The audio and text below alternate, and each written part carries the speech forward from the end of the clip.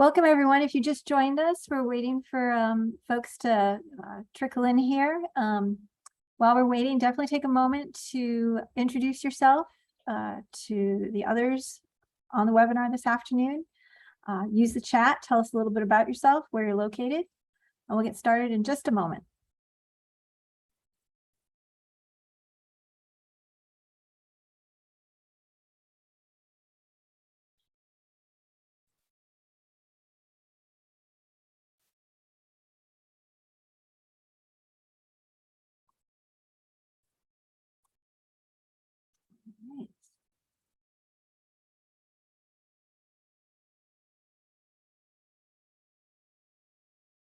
All right, well, why don't we go ahead and get started?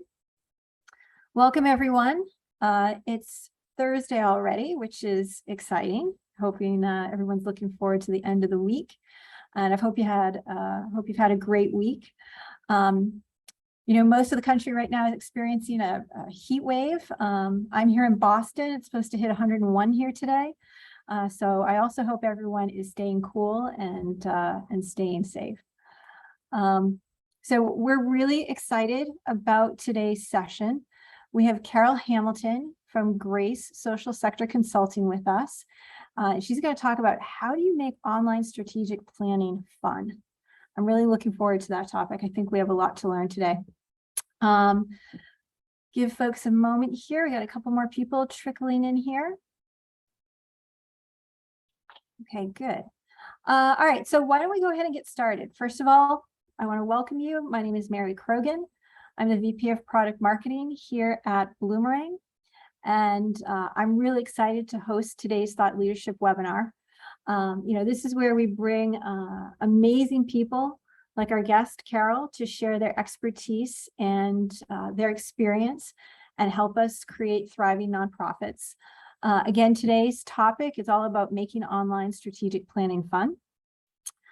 Before I turn things over to Carol, I want to take a moment to review a couple of housekeeping items. Change slides. There we go. All right. So first of all, we are recording today's session, and you'll receive an email later today with the slides, along with a link to the recording and any other resources that we make available.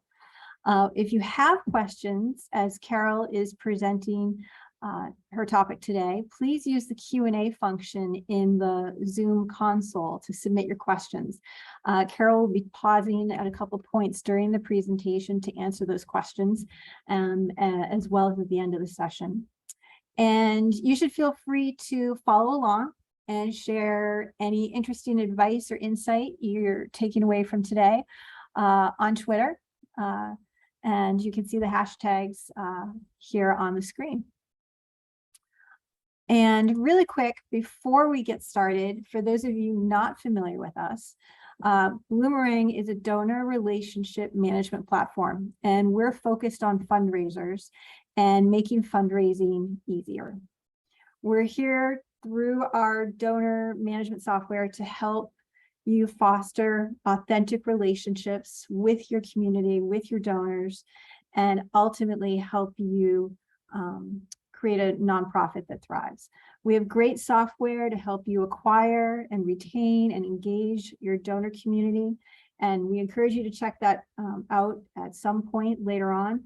But for right now, we're focused on our guest presenter, Carol Hamilton. And she is the principal at Grace Social Sector Consulting. And she's here today to share her expertise, as I said, regarding online strategic planning and how to make it fun for everyone that's involved. Carol, welcome. Thank you so much. Thank you for having me on the webinar. It's great to see everybody. Got someone local to me in Prince George's County, Maryland, and then all across the country. So it's great to see everybody introducing themselves in the chat. Okay, that's terrific. Well, we're really excited for you to be here and to learn from you today. And I'm going to pass the baton over to you. So as we get started, why don't you take a moment, if you wouldn't mind, and give folks a little bit of background. Sure. I've been in the nonprofit sector for probably more than 25 years. worked for a variety of different organizations, and I've been doing consulting with organizations for the last 5 years or so, and really focus in on strategic planning. That's my I find it fun. We're going to find out whether other people find it fun, but I really enjoy it, and I love helping organizations gain a shared understanding about what and get alignment around their goals to move them forward. So it's my happy place. We'll see if it's other people's. Terrific. So I'm going to go ahead, if I can get my cursor to cooperate, and share my screen. So yeah, we're going to talk about how to make strategic planning fun, and specifically online strategic planning. And if you see me looking over here, I have another screen. That's where I have my slides so that I can also, be paying attention to the window. And so I may be looking over there. I'm actually going to move it over and do that share again. So sorry about that. All right. So as we said, my name is Carol Hamilton, Grace Social Sector Consulting, and I also am the host of a podcast, the Mission Impact Podcast. And this morning I was actually working on a best of episode. I'm coming up on my 2-year podiversary. So it's a best of around leadership transition. So that's been a fun topic to dive into, but not the topic for today. So folks are already introducing themselves, so appreciate that. As you come in, continue to say hello to the folks that are in the chat and who's in the room. We've got folks from all over the country, Canada. I'm sure there have been other places as it has zoomed by. And also feel free to make comments. We do have the Q&A and button as well. So if there's specific questions or specific things you want to comment on, put them in there so that we can address those at those points where we'll take a pause. This type of learning is probably it can be challenging because you're listening to me talk. One of the ways that research shows that actually helps you kind of embody and kind of take the information in is actually if you do ask questions, if you do take some notes. I do invite you to stay in the here and now. If you've got a lot of tabs open, if you've got a lot of notifications popping at you, if you can turn those off for the hours just so that you can be with us here and now, and just invite you to stay curious and love to hear your comments and questions as we go. So the 3 things that we're going to tackle are the advantages of doing strategic planning online. It's certainly something that was kind of forced upon a lot of groups over the last couple of years, but having now done it with many, many, many organizations, I'm seeing a lot of upsides. And then how to make it engaging, and that's whether it's online or any kind of strategic planning, and then really avoiding those common pitfalls for any kind of planning process. So that's our agenda for this hour. And I want to start with a polling question, and I'm going to go ahead and put a link in the chat. You can also just, you can see on the slide, actually I have it on the next slide, I'm sorry. You go to mentimeter.com and just add that code 96492867. And I just want to see what comes to mind for you when you think of strategic planning. What emotions, what thoughts, just what's top of mind for you when somebody says strategic planning. So we've got our first entry on complicated, and I will share the Mentimeter screen in just a moment.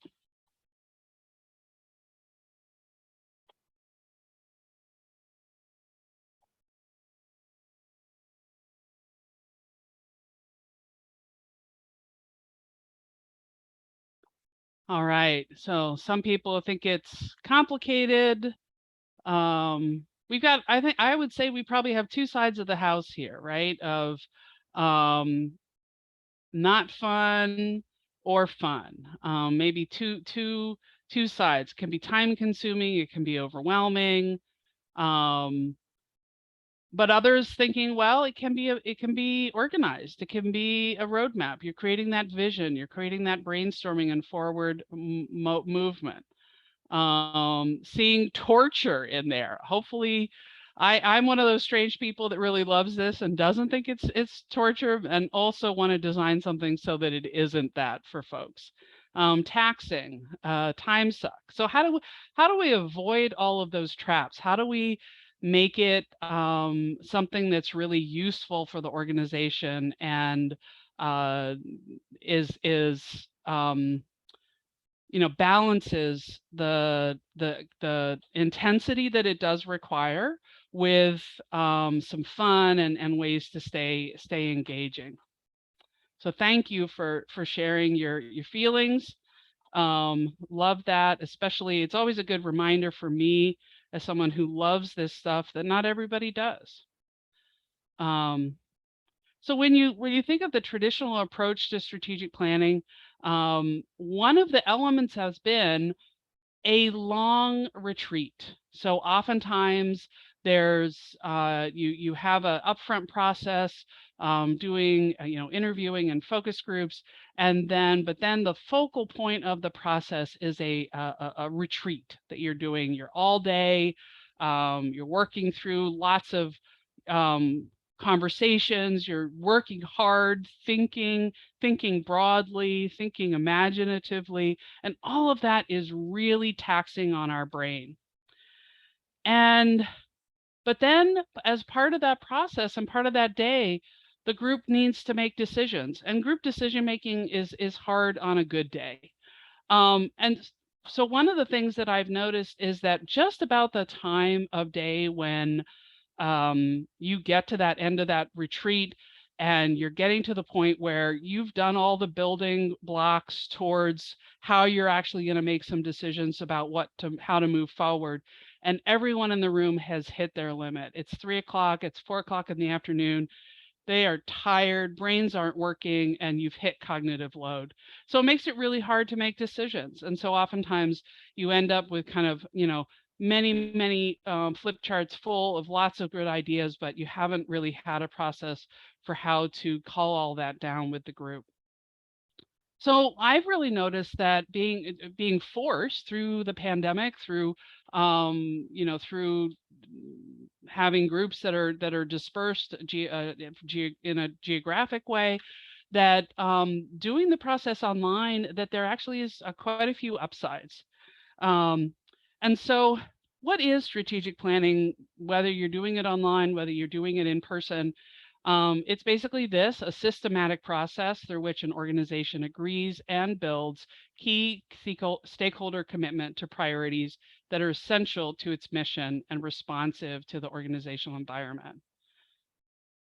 And this is the kind of process that I usually put in front of a client when I'm working with them, and doesn't mean that you have to do this with a consultant. Certainly many people tackle this internally, that you may have someone who's done strategic planning in other settings that can do it for your organization, or find someone to help you out pro bono. But that middle section where you have that whole line of bullets of the different things that you need to think about as you think about your planning, typically have been the things that a group has tried to tackle all in one sitting, all in one retreat. And so that's the opportunity to really chunk it out and kind of bite off smaller bits through a series of shorter meetings online that can really be focused in on key aspects of that planning process. So part of it is you're taking stock of your current state. That's, again, going to happen in any kind of strategic planning process. And typically when I'm working with clients, one session is really going to be looking at everything that comes out of those interviews and stakeholder engagement to see where is the organization, what are the outcomes of that organizational assessment, where are you, what are your strengths, what are your challenges, what are the aspirations of the group. And through the whole process, and it's very difficult to find a lot of pictures of people being on video conferences, but through the process, you're really building a shared understanding. And what I'm seeing a lot of especially as it goes over a period of time, is that newer people to the organization, newer board members, maybe disengaged board members, re-engage with the organization and really through it's an education. It's not only a planning process, but one of the benefits is also just that building of a shared understanding of the work of the organization and how it needs to move forward. And clearly the whole purpose is to align around goals. And oftentimes I find that groups are more aligned than they think, and that because that could be a fear that folks have going in, that we've got just so many different perspectives and ideas. How are we going to come to any agreement around what we need to do next? And a key component that I make sure that organizations do when I'm working with them is to not only define what their big goals are and the kind of action steps that are going to take them, what steps do we need to take to make that happen, but then also paint what Brene Brown calls painting what success looks like. What does finished look like? So really defining that and articulating what are the progress steps, what are the success indicators that need to happen. So one of the benefits that I find of that chunking process is that it gives people time in between sessions to think and to integrate. So rather than that kind of marathon all day planning session, chunking out those pieces, you're taking kind of one bite at a time, and folks have time to, marinate over the conversation, think about it some more, come back with some new thoughts, and really think a little bit more deeply about how are we going to move this forward? What are the implications? Bring new questions to the next session, etc. And frankly, doing a process online instead of in person for many organizations can be more affordable and more accessible. And accessible in terms of it's easier for volunteers to fit in a 2-hour session than to dedicate a day or a day and a half. It doesn't require anyone to travel. You're not paying for anyone's travel to come to a big retreat. And you're not paying if you do hire someone to help you out with the process, you're not paying for them to stay overnight somewhere. So that really brings the cost down. And you're not having to, feed folks, all the different things that we've learned through virtual engagement. And typically strategic planning is a pretty big investment for organizations, and all organizations are always looking at how they can maximize their resources. So this is one way that doing the whole process online can really make it more affordable. And then another thing that I appreciate in any meeting, you can certainly well designed, you're going to be toggling back and forth between small group work and large group work during the meeting. But then with a process where it's chunked out a little bit more, there's time in between the larger group sessions for a smaller strategic planning committee to come together and have some conversations, maybe do some refinement, maybe make some decisions that kind of takes the process one step further, and then bring that back to the larger group. So that kind of toggling, bouncing back and forth between the small group and the large group really keeps the momentum going and keeps it makes it very effective and efficient in terms of decision making. So I'd want to pause there and just see if there are any questions or comments that have popped up so far, and address those before I jump into the next section. Sure, Carol, it's Mary. I think one question it'd be interesting. You mentioned goals and getting folks aligned. How do you get to alignment if you do find that folks aren't on the same page? What do you recommend to folks to kind of bring people together when they're kind of at opposite ends of a spectrum? Yeah, that's a great question. So in my experience, I haven't actually found a lot of groups to have folks really at those kind of opposite ends of a spectrum. What I find is that through a series of conversations, through each step in the process builds towards that alignment. It doesn't just happen overnight. So the first step of the process being taking some time to get input from people, doing those interviews, those focus groups, that survey, synthesizing all that information to then be able to share back to the group. Here are the big themes that we're hearing. A lot of people are saying, this about your organization. This is the perception people have. This is the challenge that's getting in the way that a lot of people are naming. So you're already starting to help them understand where the commonality is, and then maybe what are some of the outliers. If a group is really in deep conflict, it's not the time to do strategic planning. So if you already know that you have some really controversial things going on, working through those issues before you try to do a longer range plan is going to be in your better interest. Great. And Carol, there's another question. If you're planning on growing your board, do you recommend to do strategic planning while you have a smaller group, or waiting until you add more board members who may have differing opinions? I think a lot of people want to have planning be with a smaller group because it feels more controllable. It feels like more manageable.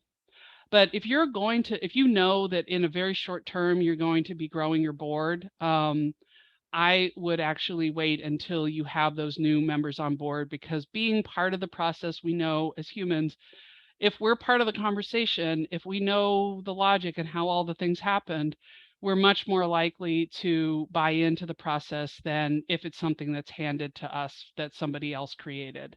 So depending on your timeline, I would say wait, and then also what is, a different separate question is really what's your rationale for growing the board?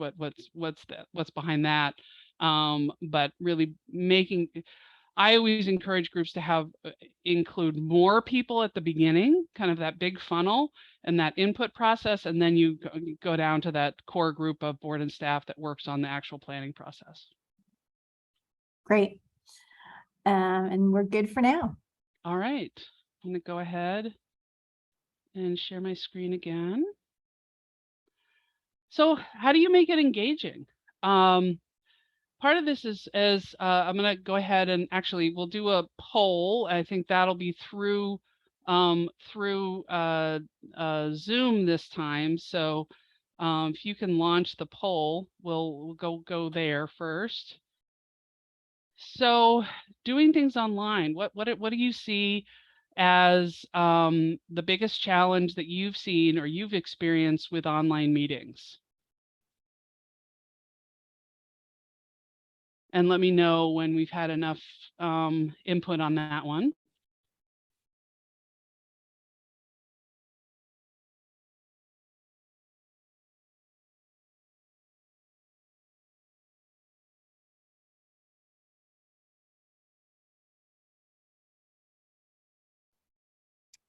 Okay, can you see the results, Carol?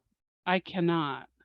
Oh, Okay. I'm seeing them over here. I see distractions, struggles with technology. So there's some different things that you have to mitigate and have to kind of be paying attention to when you're doing things online. And you have to build for engagement. Sonia says that the biggest problem is lack of engagement, and you have to really build the meeting to be designed for engagement. And that's really going to be true for any meeting, but it's especially so online. So let me go ahead and share my screen again. So they can work. They can work if they're designed well. But one of the main things is to plan ahead. Clearly, if you're working with a facilitator and working with a facilitator that's used to working online, they'll have their ways of approaching that to make sure that they have a plan. But anytime that you're bringing people together, certainly for any meeting, in person or online, want to make sure that you've got an agenda and a plan, etc. But you often need to take it one step further when you're doing it online to really build that engagement that Sonia is saying is so lacking in so many meetings, and plan for that, plan ahead, plan about how you're going to, break up the conversations, put people in breakouts, all those different things.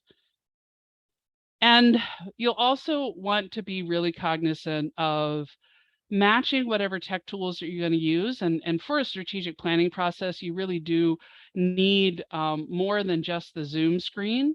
You're going to need a second tool, some kind of way to capture notes, capture conversations, capture brainstorms. But whatever tool you end up using really needs to match the participants' comfort with technology. I've worked with groups, and I'm going to show you a couple different options, and it's been everything from folks who, the simplest that I've used is really using Google Docs as a common forum, or the others you can use. There are other options besides that. But even doing that, there were some folks who were on a board, volunteers, who'd been out of the workforce for quite a long time, and struggled with that. So having some workarounds, but really making sure that you're putting their skills first and what's going to support the conversation versus what fancy tool you might use. And then to educate yourself and the participants on whatever you're going to use. So oftentimes I will send an email out ahead of time with a couple videos, very short 2-3 minute videos that kind of do an overview of whatever extra tool we're going to use. I might give people a little assignment to kind of see ahead of time whether they can, get into the platform and make their way around. This could be as simple as asking them to open the Google Doc and put their name at the top of the document, just so I can see that everything's set up correctly and that they can get into it.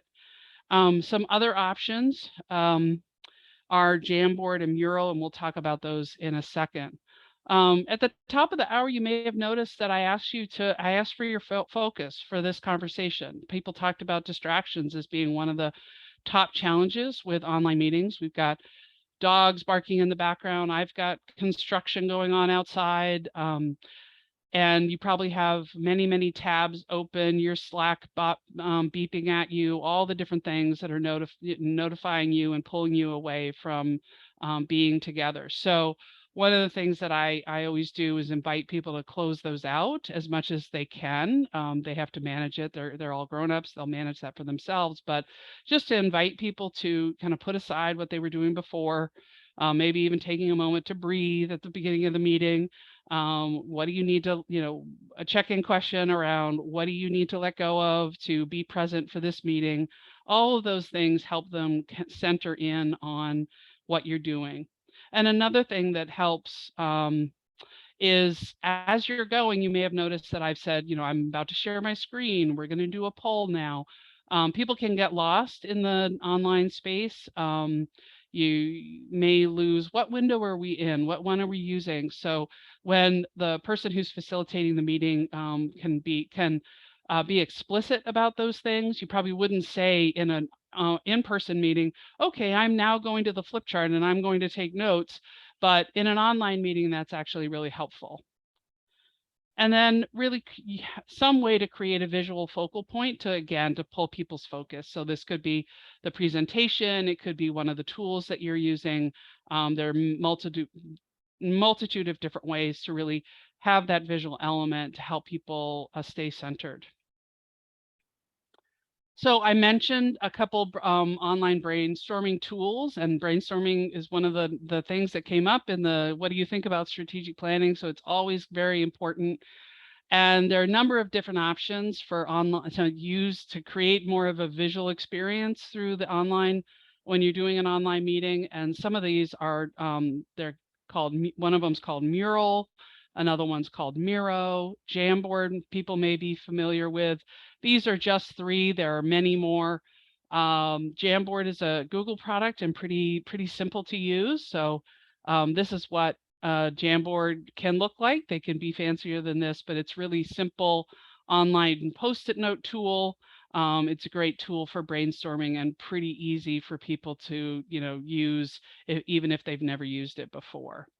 If you want to go a little more sophisticated, this is what a mural board, a piece of a mural board looks like. So you can have different elements for the different pieces of work that the group is going to be doing to help them take notes and do their brainstorming.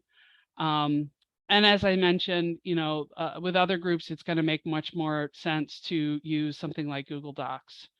And I feel like if you can use something a little more fun where you can bring in some pictures and visual elements, that all helps with the engagement.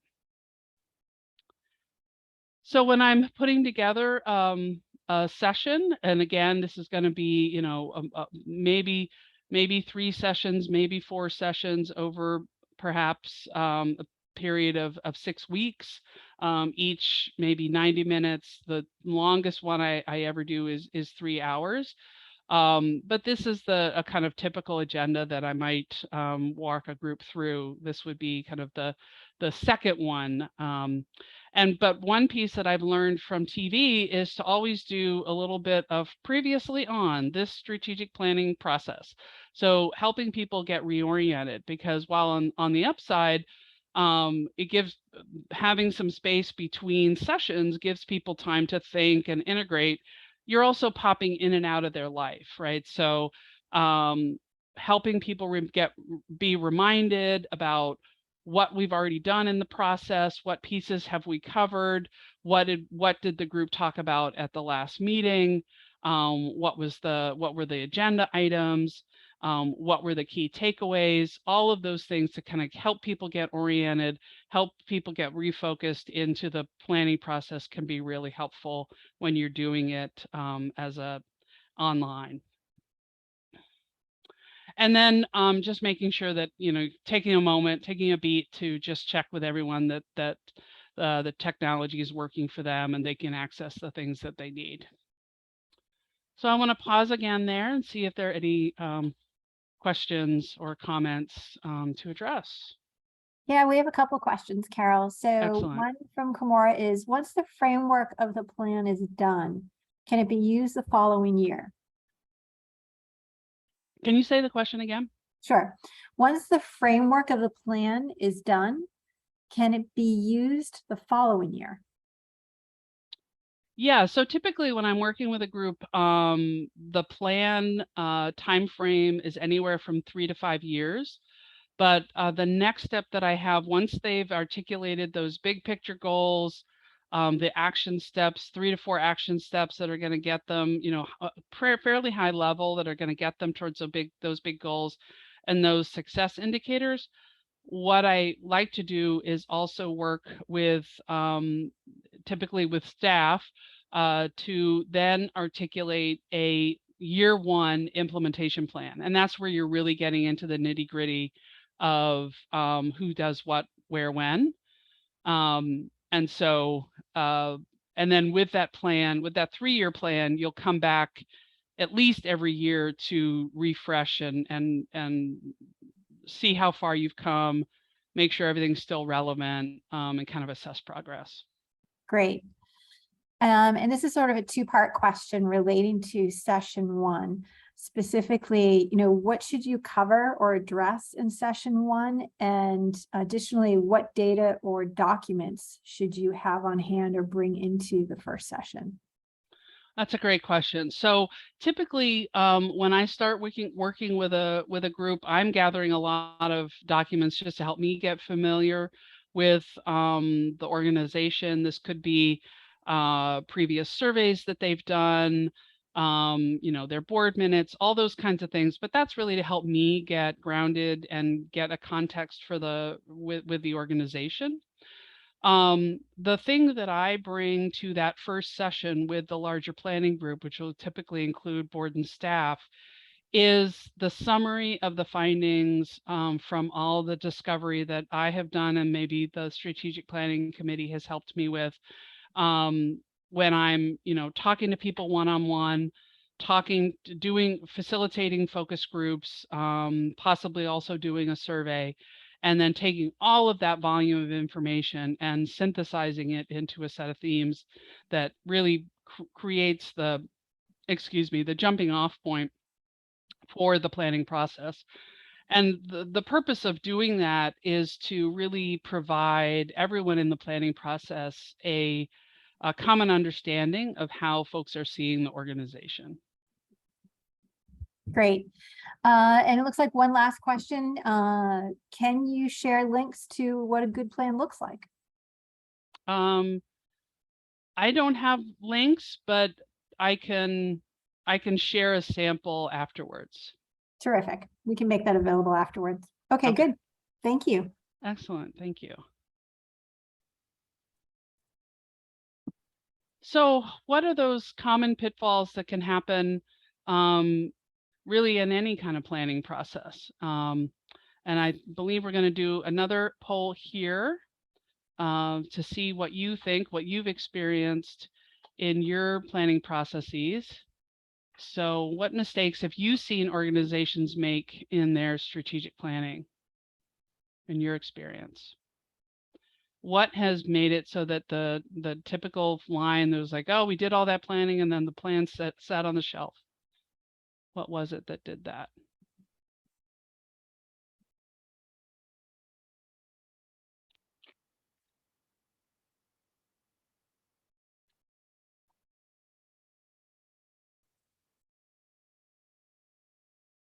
How are we doing in terms of votes?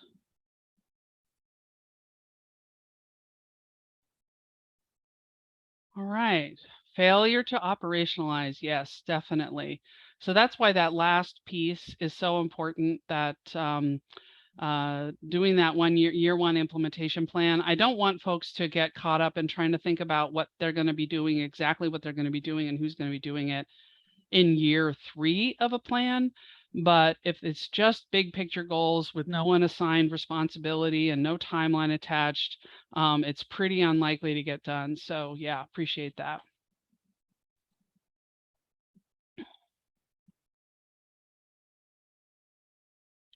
So, you know, I kind of artificially ask you to choose one of the many things that can really be a pitfall for planning, but not being ready for change, or you know, really kind of going through the motions, perhaps doing strategic planning because somebody else told the group to do it, maybe a funder's insisting on it, and folks are just kind of going through the motions. To me, it's a lot of work and a lot of energy if the organization has no desire to actually do anything differently. So thinking about readiness at the beginning can be really important. And then folks asked about, you know, well, my board is growing. Should I bring more people in? Again, as I said, I really feel like I'm an advocate for including more people at the front end, really thinking about who your stakeholders are that need to be involved, and being clear with them about how their input's going to be used. But generally, if folks aren't involved in the conversation, they're less excited about implementing something that's just handed to them. That data process, we had questions around data. That data gathering process, both qualitative and quantitative, is important. Gathering the data you already have, so you're not having to ask people the same questions you've just asked them, but then having conversations, doing those interviews, doing those focus groups, really getting input from your key stakeholders, and thinking through who you're really prioritizing. Often traditionally, you know, people in power have been prioritized in that input process.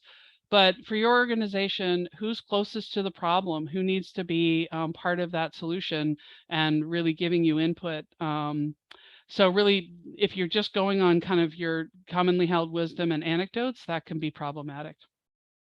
And then I see groups that get really excited about some really big visions, but if there's no connection to how the actual capacity of the organization, that can really sink a plan. People can just get frustrated if it seems so pie in the sky. And then there's a temptation to get really complicated, to try to, you know, get specific and have specific metrics for every item through, you know, the 3 years that the plan is the time span. And I really counsel groups against that, to really just spend energy looking at your first year of the plan and then come back to it, update it, and do that same process of getting into the nitty gritty. You know, when you're updating the plan, perhaps 6 months later, perhaps a year later. And then, as folks said, that failure to operationalize, if the plan has no connection to any of your regular processes around how you budget, how you fundraise, how you do resource allocation. If it's not connected in any meaningful way to those things, then it's probably going to kind of fall by the wayside. So really thinking about how does this integrate into what else everybody is already doing is a really key question. And then it does take time and energy. So if you think you're just going to get it done in a couple months, it's unlikely. It does take a little bit of time. It does take some focused attention. You want to balance that with not having it be so prolonged that, as one person said, that it feels like torture. You definitely want to keep the momentum going, but you also need to be mindful of having the time and resources to really do the planning process justice. So what will really increase your likelihood of success? So again, as I said, kind of assessing that readiness, where are you? Is the couple points at which it's really not a good idea to do planning or to do strategic planning. You can do shorter term planning at pretty much any point, but that longer range, 3 to 5 years, if you're in a crisis, not a good time to do planning. You really can't think more than a few months ahead of you. If you're about to face, if you're going through a big leadership transition, also not a good time to do strategic planning. That'll be something that the new leader will want to do when they come in. What will happen as part of a good transition process is a shorter term organizational assessment and some shorter term goal setting to set the new person up for success. But oftentimes outgoing executive directors kind of have the temptation to try to create a 5-year plan that then the new person inherits, and it really is not a good use of the organization's resources. So we've talked a number of times about really having enough people part of the process to build that buy-in. So I often advocate for the whole board and staff to be involved. I know the kind of commonly held wisdom is that, it's the board's job to do strategy. Certainly that's true, but I think that it's a strategy that's really disconnected from the data, how the organization really works, probably isn't going to be as effective as it could be. So there's really both staff and board have a lot to bring to the table.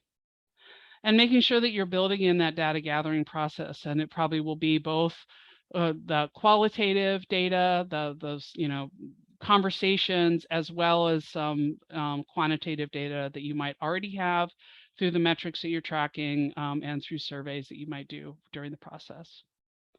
And then allowing enough time. As I said, kind of thinking you're going to rush through it, kind of check the boxes. It to me, like, just don't. If you're going to do it well, take the time and balance that, as I said, with not having it be so laborious and so long and so time consuming that folks are just exhausted by the end of it. And then really kind of pulling together both aspiration and big vision with a reality check of where is the organization and where are you, where do you want to go, and how much of a gap there is, and what realistic steps are you going to take to be able to get to those new reality. And I'm definitely an advocate for keeping it simple. Old strategic plans, they were the ones that got put on a shelf. There were many, many pages.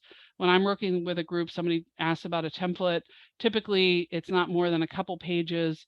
Headline in terms of what's the big goal. You might have a short paragraph about why that goal is important, and then some action steps, each starting with a verb, and your success indicators. And that's it. No more than 5 goals. In fact, if a group comes up with more than 5 goals, I do make them rank them so that we're really focused in on what's the most important.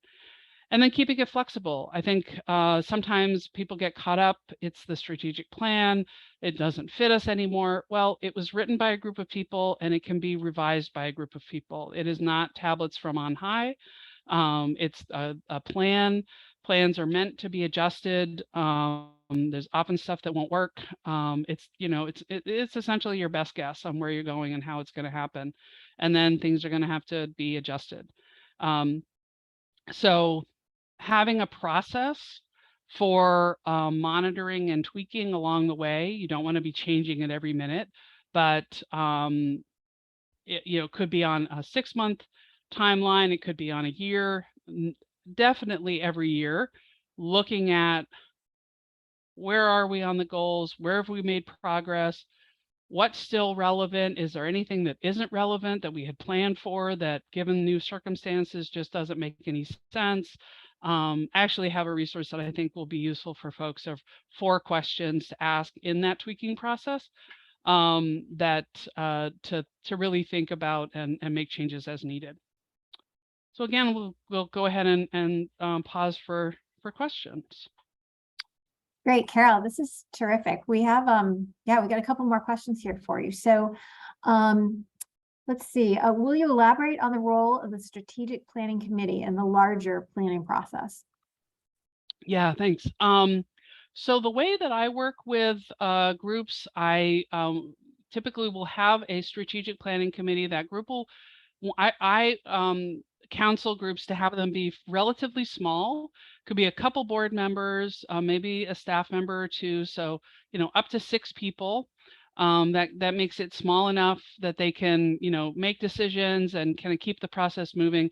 But I'm really working with them to, they're kind of the stewards of the process. They will be making some decisions along the way, but they won't be making decisions about those big goals for the whole organization. So typically at the front end, it means that'll be the group that helps map out who needs to be involved in that input process, in that discovery process, who are all the organization's key stakeholders, and how are they going to be engaged. And then between those sessions, the strategic planning, between the larger group sessions, the strategic planning committee can come together, and they might help kind of synthesize what happened in the last meeting and come out with themes. Okay, here's what we heard in the last meeting. This is the direction we're going. These are the big themes that we're starting to hear, and then bring back to the larger group and have further conversations. So that's where I'm talking about that kind of ping-ponging back and forth between the smaller group, the strategic planning group, and then the larger group. But the strategic planning committee is not in charge with doing the plan. Because if sometimes I feel like that's another pitfall that groups fall into, is that they think we're going to put a strategic planning group over here. They're going to come back and do a planning process or do a plan for us, and then come back and tell us about it. You're not going to have the buy-in that you need. So really, they're the shepherds of the process. Yeah, that's a very good point.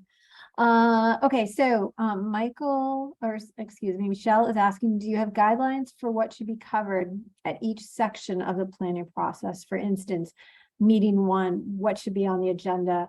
Who should be participating? Meeting 2, same thing. Yeah, so typically when I'm working with the group, meeting 1 is looking at for the larger group, the board and staff. The meeting 1 is reviewing those findings from the discovery, and then having folks get into small groups and have a conversation about what did they hear, what's resonating with them, what surprised them, if anything, and then what implications does it have for the organization and the organization's future. So that's kind of meeting 1. Meeting 2, we'll go a little bigger picture. We'll do that recap of the previous meeting, and then we'll start with looking beyond the organization. So it's always important to not only think about what's your current state as an organization, but what's the ecosystem that you're living in? What are the trends that you're noticing in your field? What are the trends in the wider society that are impacting your organization? And help them, and that starts to help people think bigger than kind of their day-to-day, what's on their to-do list, what's on the next board agenda. Then we'll spend some time visioning around the organizations. 5 years from now, this organization is doing amazing work, it's thriving, everything's going really well. What does that look like? So it gets people into some storytelling, some imagination. That's where you can start using some visual elements. Even in a Google Doc, you can help people do a little bit of a story. Oftentimes, it's like a headline. What's the headline?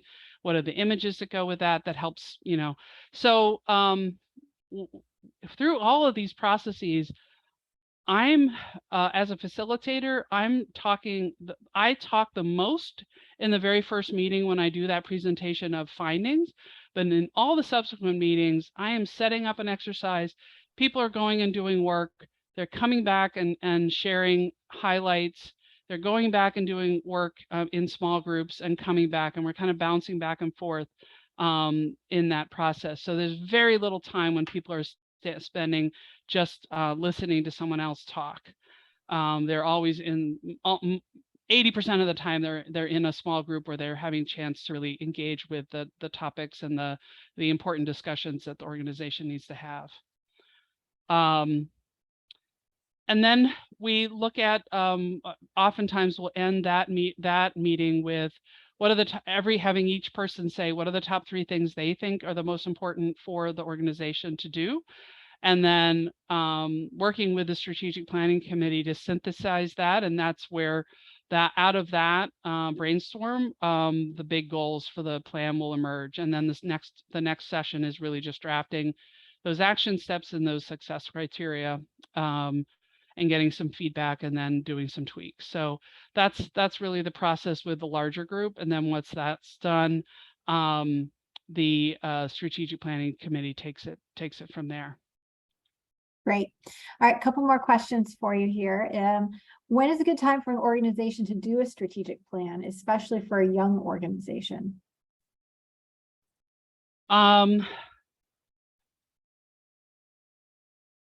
I think most times if you have some bandwidth to spend to do a planning session or a planning process over a couple months, I would definitely do it. It really is, there are lots of different benefits of really bringing people together, re-engaging them, getting that shared understanding, and getting some agreement around those common goals. So you know, even as a younger organization, you still need to be in agreement about where you're headed.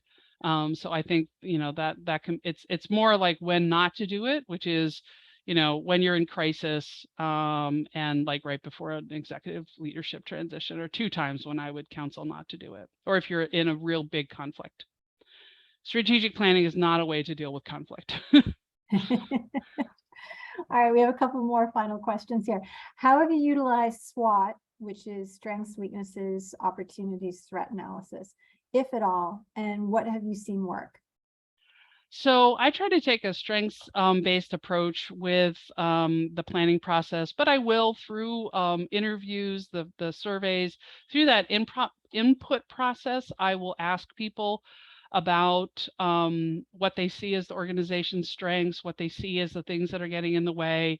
And that I include in the report and the findings. So I'm not actually having the group do its own SWOT. I find that exercise as a group, people tend to really focus in on the weaknesses and threats, and it can be very demoralizing for a group and really de-energizing.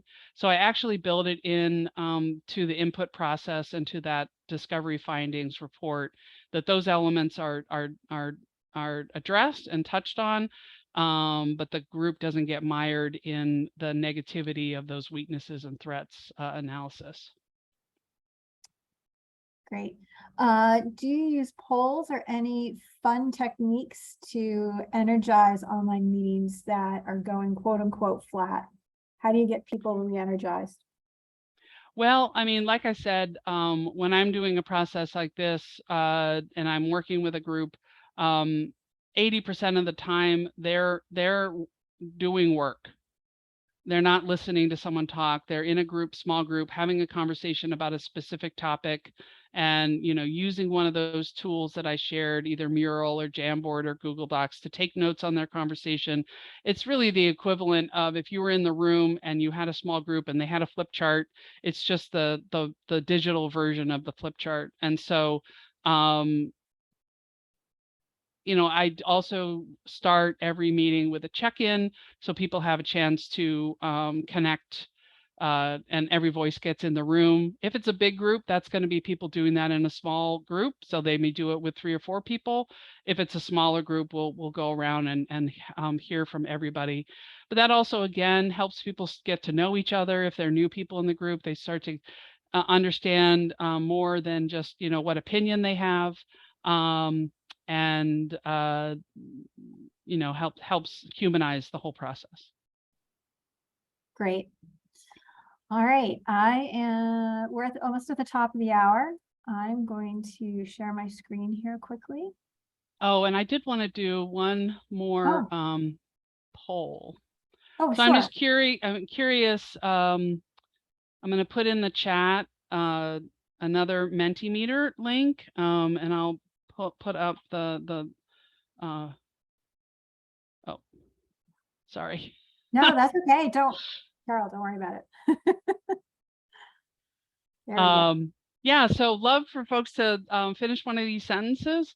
I learned, I relearned, I was surprised by, I appreciate in terms of your takeaways from what I shared.